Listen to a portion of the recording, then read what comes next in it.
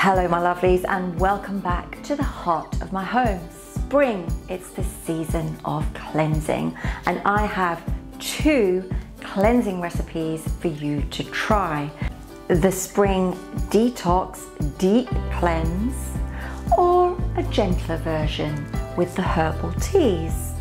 Now, before I go on to show you how to make these recipes, here are some points that you need to consider. For the deep spring master cleanse, you should have followed the procedure and prepared. That means reducing stimulants, reducing processed foods, and really be on a very clean diet with vegetables and soups. Then you're ready for the deep clean. However, if you have any chronic conditions, if you're pregnant, or if you have been unwell recently, please avoid the deep cleanse. Instead, contact me or another naturopath for guidance. I've also included a gentler cleanse with the herbal teas. A lot of these teas you may be familiar with, but it's a much easier way to support the movement of toxicity that you may be feeling at this time of year.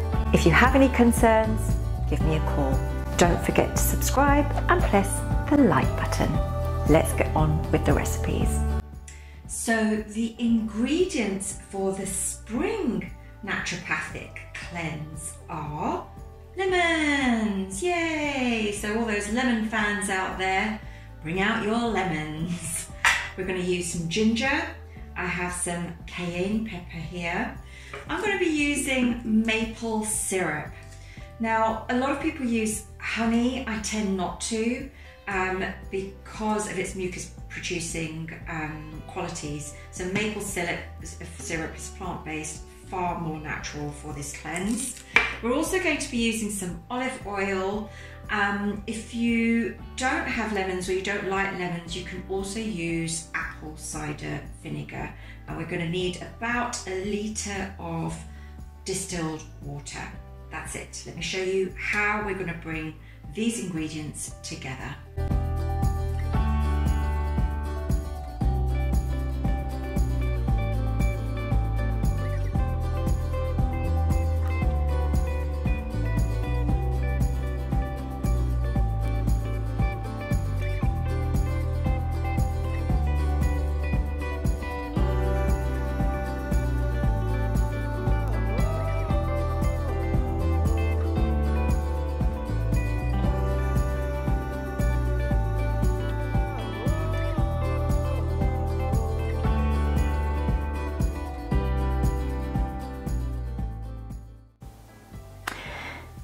So if you haven't prepared for the master cleanse, not to worry. I'm going to show you a much gentler way using herbal teas and remedies to support you through the natural cleanse.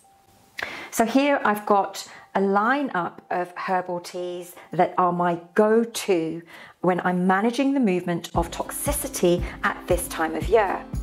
Herbal teas have been used in folk medicine for centuries, and now we've also got scientific backing. So some of my go-to teas, which you may be also familiar with, is lemon and ginger. So simply including lemon and ginger, and I would always add a tablespoon of olive oil to this mixture and drink it. It really helps to keep the bowels moving. The issue with the cleansing season is that when the bowels get backed up or the body is inundated with the toxic load, then the body begins to respond through itchy skin. You might get mucus in the lungs, you may end up with irritable eyes, and wherever that toxicity is moving to, we can use specific herbs and teas to help extract it through our bowels. So that's why it's really important to keep the bowels open.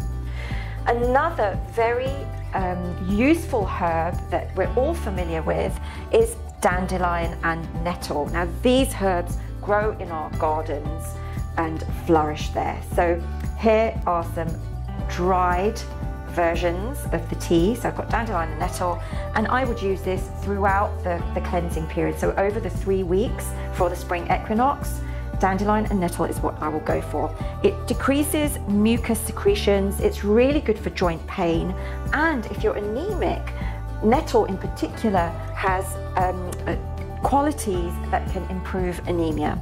It's also good for high blood pressure, and both of them are really good for bacterial infections, so highly recommended. This can be combined with chamomile, and chamomile is very soothing for the digestive system, so it's a nice combination, also a sedative. Another very useful herb is milk thistle, and many of you may have already come across this. Milk thistle has been used in folklore medicine for centuries, and it's particularly good for supporting the liver and gallbladder. Now, if you've read my seasonal blog, you'll understand that every season communicates with a particular organ within the body, and spring speaks to or resonates with the liver and gallbladder. So milk thistle has a special compound called silymarin in it, which is an antioxidant. It's an antiviral and excellent anti-inflammatory. And it's been used, like I said, for centuries to treat gallbladder and liver infections. It comes as a variety. You can get the whole seed as milk thistle, you've got the leafy variety, and you can also create a tincture.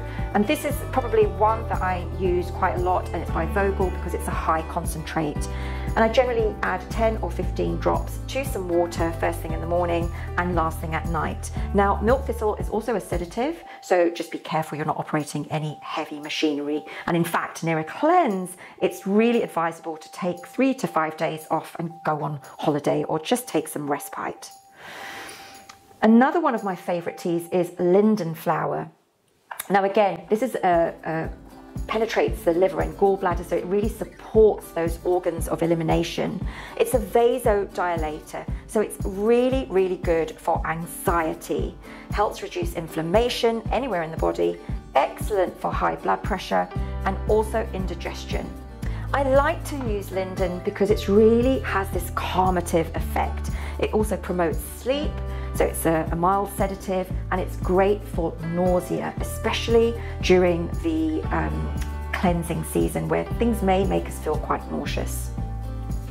And finally, I have neem here, which has been used for centuries in Ayurvedic medicine and has incredible medicinal properties. Now, it is quite bitter, so you need to really be prepared for the taste. You can combine it with a sweeter herb, perhaps linden or chamomile, to pacify the taste buds. Neem is a great skin cleanser. It also boosts metabolism. It's brilliant for pain relief and any eye disorders, and also, of course, the intestines. It's brilliant at removing worms from the intestines. Originally grown in Assam and Burma, it's now widely available in any health store.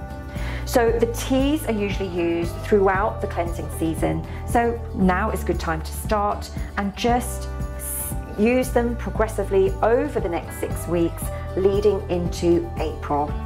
Of course, for a more detailed description or consultation as to what teas you need to be using and how to use these teas, it's better to consult a naturopath or contact me. So hopefully these methods will support your detox over the coming weeks. Do let me know how you get on and leave your comments below.